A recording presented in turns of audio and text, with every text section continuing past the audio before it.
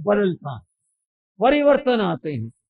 अब आपको परिवर्तन कौन करता, मैं आपसे पूछता हूँ, पीछे इतनी गर्मी पड़ी और अब इतनी बरसात आ गई, किसने बदला? आपने बदला कि वैज्ञानिक ने बदला? प्रकृति के परिवर्तन है ये। और ये परिवर्तन में कैसे, बरसातें भी चली जाएंगी, सर्दियां शुरू हो जाएंगी, और सर्दियां जब पूरी होंगी फिर से क्या शुरू हो जाएगी? बोलो, गर्मी शुरू हो जाएगी। ये अपने आप में ऋतु का चक्र है जो चलता है। इसी तरह से काल चक्र में बड़ी चीजें नई आती हैं, पुरानी जाती हैं, बदलती रहती है। छठा आरा घोर पाप का समय होता है। छठा आरा बदलने के बाद में जब अच्छा आरा लगता है, बंधुओं इधर से गिनती गिनती चलेंगे तो छठारा छठारा, उसके बाद में फिर पांचवा आरा होता है। वहां जा करके कुछ परिवर्तन आते हैं प्रकृति के। और क्या परिवर्तन आते हैं प्रकृति के? कि जब भयंकर गर्मी पड़ रही थी तो फिर बरसातें हो, पुष्कर में, क्षीर में, घृत में, अमृत में, रस में, आदि आदि करके ये कुछ बादल हैं जिनसे उत्तम जलों की वृष्टि हुई। 7 दिन का वर्षा का चक्र चलता, 7 दिन। कुछ समझ में आ रही है? आ रही है? 7 दिन के, अगर ये 7 इस प्रकार से चले तो दिन कितने बैठे? 49 दिनों का ये चक्र चला। जब उत्तम वर्षाएं हुई और धरती जो बंजर पड़ी थी, सूखी पड़ी थी, ऐसी पड़ी थी, वो हरी भरी, घास उगाई, पौधे उगाए, वनस्पति उगाई। जो लोग गुफाओं में रहते थे, चिपके रहते गर्मी के मारे, बाहर निकले, इतना अच्छा वातावरण, इतना बढ़िया, वो हैरान रह गए। उन्होंने वनस्पतियां देखे तो ये क्या चीज है, ये पहले थी नहीं, ये उत्पन्न हुई है, बड़ी विचित्र है। आदमी ने उन्हें खाया, उसे अच्छा लगा, फल फूल खा करके। और फिर मनुष्य ने कुछ निर्णय लिए, अपनी बुद्धि से निर्णय लिए कि ये उत्तम है, खाने में श्रेष्ठ है। हम लोग तो ऐसा गंदा घिनौना बदबू वाला मांसाहार करते रहे, उसको छोड़े और इसे ग्रहण करें। बंधुओं, अब बात का फैसला होने जा रहा है। समस्या के बाद समझाने बैठा था, 49 दिन बीतने के बाद में 50वां दिन आया। उस समय में बहुत लोगों ने निर्णय लिया, हम मांसाहारी नहीं, हम शाकाहारी नहीं। समझ आई बात? वो 50वां जो दिन था वो ये संवत्सरी का दिन, श्रावण की प्रतिपदा से लेकर और यहाँ तक ये 50वां दिन संवत्सरी कहलाया। यहाँ से आदमी ने परिवर्तन किया था अपने जीवन के अंदर।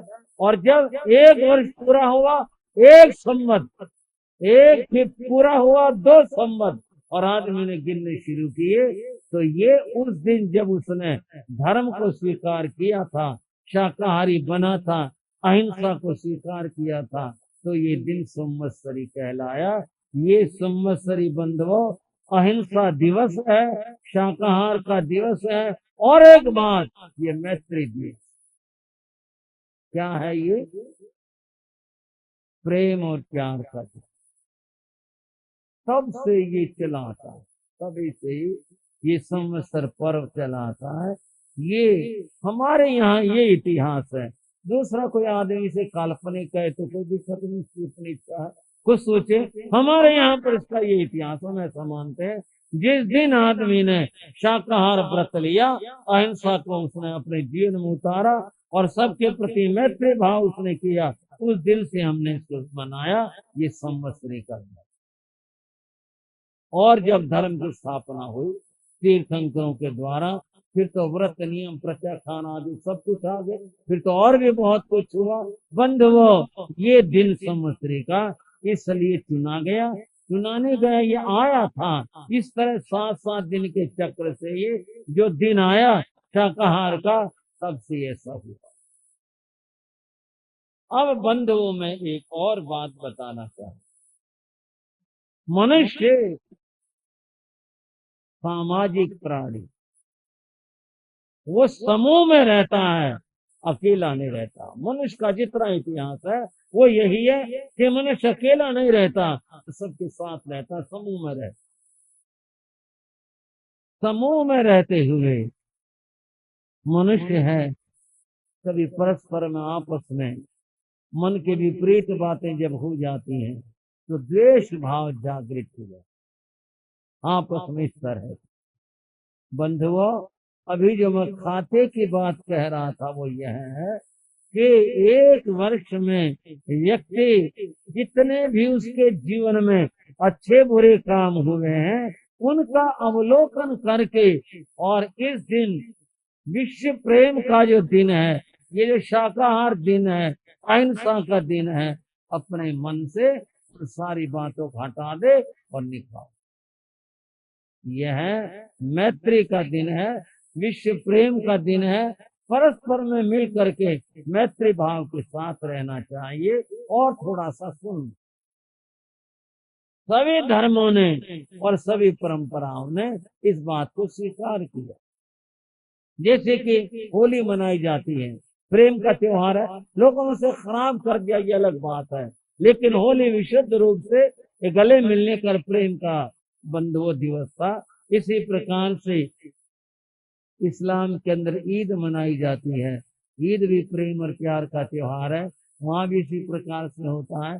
जैनों के अंदर क्षमावनी, संवत्सरी, ये पर्व मनाए जाते हैं, प्रेम और प्यार के हैं, ताकि आदमी मनों से वैर भाव को निकाल दे, उसके स्थान पर प्रेम प्यार और मैत्री को ले आए। जीवन जो सुख में होगा वो इसी प्रकार से। तो आज के दिन की मैंने कुछ इतिहास संबंधी बातें बताई। अब करने क्या है, करना क्या चाहिए, इसमें करना ये चाहिए, आज का दिन प्रेम और प्यार और मैत्री स्थापित करने का दिन है। आज के दिन अगर वर्ष भर में कहीं भी हमारे से कोई ऐसा व्यवहार किसी के प्रति हो गया जो कटु और कठोर है किसी प्रकार का, तो उसको आज भूल लेना चाहिए, मिटा लेना चाहिए और मैत्री स्थापित कर लेनी चाहिए। एक बार मैंने एक बात सुनाई थी, आज दोबारा सुना रहा हूँ। मेरे को बहुत बातें ख्याल में रहती, मैंने क्या सुना दिया, लेकिन आपके ख्याल में रहे तो बात बने, फिर उसे दोहरा के सुना रहा हूँ। मेरे पूज्य बाबा गुरुदेव एक जगह ठहरे, प्रवचन होता था। प्रवचन में तो बहुत सारे भाई आते थे। एक भाई आते थे, वो जब घर से आते तो रास्ते में अखबार विक्रेता टोकरी में अखबार लेकर के बैठा होता। अब तो घर घर पहुंचा देते हैं, पहले स्थिति कुछ ऐसी नहीं थी, तो उर्दू का जमाना था, वो एक अखबार वहां से ले लेते। और उर्दू में भी प्रताप एक अखबार आता था, बड़ा चटपटा सा कुछ ऐसा होता था अखबार। प्रताप पढ़ने वाले तो उसके बिना रह नहीं पाते थे। वो एक प्रताप अखबार खरीद लिया, बगल में दबाया, सामायिक आसन ले आए और आगे प्रवचन में 10-5 मिनट किसी को देर हो जाती है आगे पीछे, वो आकर के तखत के उधर से बैठ जाते, सामायिक ले लेते, प्रवचन चल रहा होता। कुछ मामला ऐसा है अखबार का, अगर अखबार पास में रखा हो ना तो आदमी से बैठा नहीं जाता। फिर एक बार देख लिया, फिर रख दिया। वो अखबार देखने में रखने में खड़खड़ की आवाज हो, ठीक है ना, आवाज तो कागज की होती है। वो एक नजर से मारी, फिर रख दिया, फिर सुनने लग गया। एक दिन प्रवचन की बात है, एक भाई उनको बोला, बोले लाला जी ये अखबार आप कथा के बीच में अखबार पढ़ते रहते यार, अखबार तेरे बाप का है, खरीद कर लाता हूँ अखबार। बात हो गया ना काम। हाँ भाई, यूं कह दिया तेरे बाप का है। बोले तेरे बाप का है, यहाँ प्रवचन में बैठा नहीं जाता। वो भी खड़ा होकर, वो भी खड़ा हो गया। गुरु महाराज बिराजी, गुरु महाराज ने मुझसे चुप करा, भाई ऐसे नहीं किया कर, ऐसा मत बोले, ऐसा मत बोल। ना जी ये हमें रोकेगा। और वो क्या कहेंगे मैं प्रवचन नहीं सुनने देता, लेगा अखबार खोल लेगा, जब भी होगा खड़ खड़ करेगा। गुरु महाराज ने उनको ही बोला जाओ अलग अलग जाओ, अपना अपना काम करो, झगड़ा नहीं करना। वो चलेगा। उन दोनों भाइयों ने, एक की उम्र युवा थे, एक बुजुर्ग। उस बुजुर्ग भाई ने घर जाने के बाद थोड़ा सा सोचा, और सोचा तो ये सोचा कि मैं आज खाम खाई लड़ाई का। बात तो ठीक ही थी अखबार की, चलो नहीं पढ़ेंगे, कौन सी बात हो।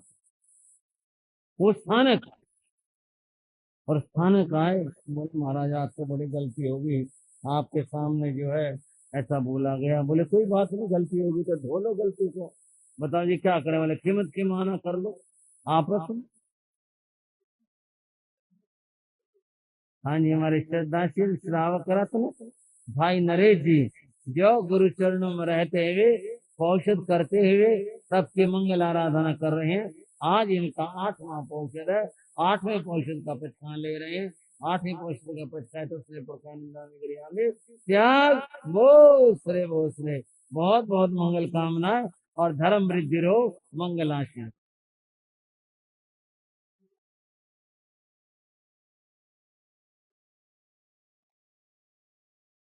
बंधुओं, गुरु महाराज की बात उनके समझ में आए, बोले ठीक है। वो स्थानक से निकले और उस भाई की दुकान पर गए। उसी दिन की बात हो गई, शाम का सा समय हो गया था। उसकी दुकान पर गए, पहले दिन देखा भाई ये लड़ने के लिए आया, दुकान के ऊपर जो है झगड़ा करने आया है। तो कोई बात नहीं। वो बोले भाई जय जिनेन्द्र, इसमें जय जिनेन्द्र जी। बोला भाई तू मुझे माफ कर दे, मैंने सवेरे मैं बोला तेरे से, मुझे माफ कर दिया भाई, आगे से मैं अखबार नहीं पढ़ने का, तेरी बात ठीक थी, मैंने बाद में सोचा माफ कर। उसने कहा नहीं लाला जी कोई बात नहीं, आप तो बड़े बुजुर्ग हो, चलो होगी, मैंने इसे भी टोका गया, आप मुझे माफ करना, आओ अंदर आओ, दुकान में आओ। बोले भाई तू मुझे आओ तो सही। उन्होंने अंदर बुला लिया, कुर्सी दे दी, बैठो जी लाला जी। आपस में हाथ मिला लिए, आपस के अंदर कीमत की माना हो गया। उन्होंने कहा भाई मेरे से भी गलती मेरे से भी हुई। और गुरु महाराज के बोले भाई तो और भी बुरी बात होगी। उसने चाय मंगवा, बोले लो चाय। बोले भाई चाय तो रहने दे। बोले देखो जी अगर चाय नहीं पीना मैं समझूंगा आपने सच्चा कीमत के माना नहीं करा, चाय तो पीनी पड़ेगी। बोले अच्छा भाई फिर एक चाय और मंगा ले, तू भी दोनों इकट्ठे पीते हैं दोनों को। दोनों ने चाय पी, मेल मुलाकात होगी, हाथ मिला ली, और फिर वो लौट करके स्थानक में आएगा। बोले महाराज मैं तो गया और मैंने कीमत के माना कर लिया, मैंने माफी मांग ली, उन्होंने भी माफी मांग ली, आपस में मिल गई, मैं चाय भी पिया। गुरु महाराज योगी राज्य के शब्द मुझे याद है, मैं उस बात का साक्षी था तो मैं बच्चा, लेकिन मेरे सामने की घटित घटना गुरु महाराज ने मुझसे कहा, उनका नाम लेकर के, आज तुम्हारे सच्ची संवत्सरी मन। क्या कहा?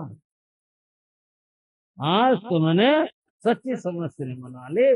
ये संवत्सरी है, अर्थात वर्ष भर के अंदर कभी भी कोई जीवन में ऐसा प्रसंग आया हो जबकि क्रोध आया हो, दूसरे के प्रति मन मुटाव हुआ हो, कुछ हुआ हो, आज का दिन वह है कि जब हम मिल करके उस वैर भाव को दूर कर लें, ये परम आवश्यक है।